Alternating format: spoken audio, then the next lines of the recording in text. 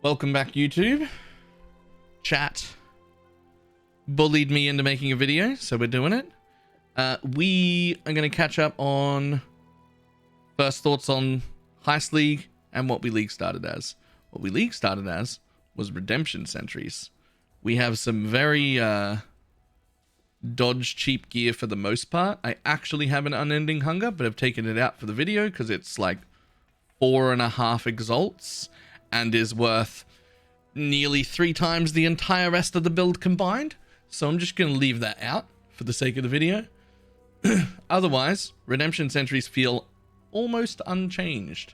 I have a +1 all weapon with no trigger on it. Gloves that you should get yourself with the prophecy if you're going to get it, because they're cheap to do. Just don't buy them outright. Just do the prophecy in Cemetery map. It's like a tier 3 map. We got a +2 helmet for zombies, which is just minion damage, feeding frenzy, multi-strike, and just a tabula with our normal links. Garbage belt, cheap boots, cheap jinx to juju. We did anoint Death Attunement, so we didn't have to travel there. The only expensive item I have right now is Thread of Hope, which if you don't have, you will just travel over here and grab that and pull points out of life here to do so.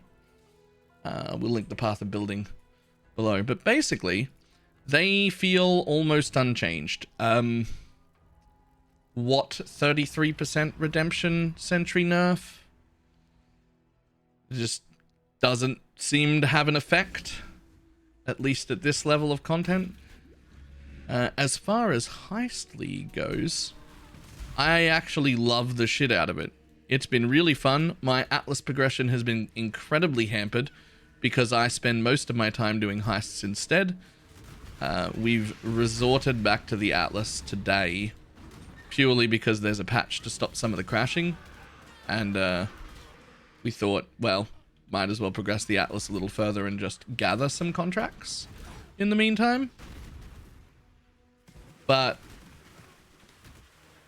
other than gathering around the stash, I haven't really had any major problems with it. It feels really fun. I'm really enjoying it, and as you can see, Redemption Sentries still just don't care about anything. Clear entire screens, delete rares, no problems at all.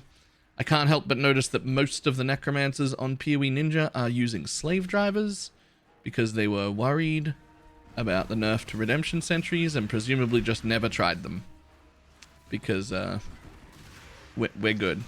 I do still only have 3 specters, so same as before when you had Redemption Sentries.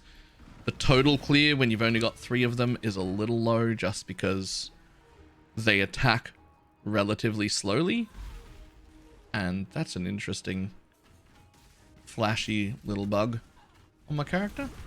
Yeah, they attack relatively slowly, so our clear is still just a little suboptimal because we don't have a 4th specter yet.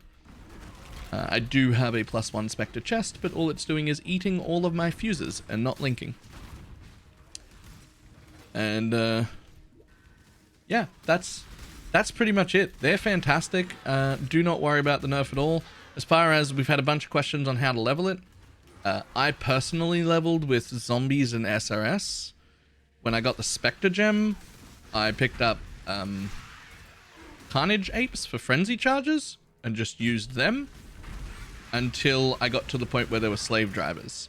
I used slave drivers, and I will suggest people use slave drivers until you get in a 6 link, because you have to use GMP and another projectile modifier, PS Fork, Chain, whatever your preference is, to get Redemption Sentries to go good. And if you do that on a 4 link, that leaves you with only 1 damage link, and that just doesn't feel great. So stick with slave drivers to begin with, and then change when you've got a tabula or another 6 link. As far as our boss damage is concerned, it's fine even in the clear setup. I don't even gem swap. I didn't even gem swap to kill Conquerors. Nothing. It's perfectly fine.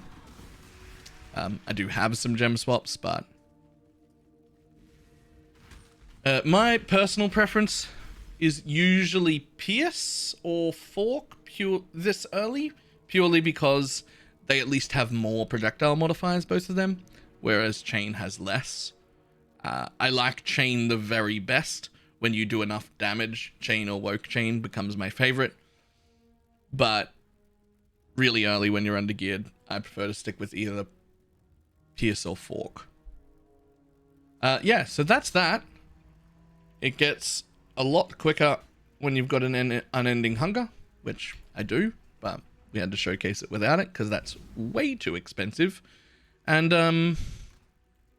as far as how is Heist with minion builds, I'm going to say that that depends on your playstyle, because I've just got Feeding Frenzy in everything, and I was always planning from the word go to just barrel in and kill everything and not worry about the sneak mechanic at all, not worry about any of that, and just murder all of the things. And so for me, they've been fine. They function great. They destroy things in there, and that was always the playstyle I was going for anyway, so they're working really great for me. If you were interested in trying to roleplay sneaking around and not killing stuff for some reason in an ARPG, minion builds are probably not for you. They do not attack things you haven't aggroed. Even with Feeding Frenzy in, if there's like a guard patrol walking the other way, they won't attack it until you make them turn around, even with Feeding Frenzy, which is nice. But I haven't really encouraged that sort of playstyle at all. I just go in and murder things. It's an ARPG. I want to kill stuff. I'm not interested in the sneak stuff. But yeah, that's pretty much it. It's been very, very powerful to play, and I have burned way too much currency trying to craft a +2 wand, and now I'm broke again because we hit nothing over and over again. And that's pretty much it. We'll do an update again when we get a little bit better gear and get it into the end game and see how Redemption Sentries hold up. But I imagined from the start that they're going to be fine, and that you might as well play them as if they were unchanged. What 33% nerf? Alright, now we'll see everybody later.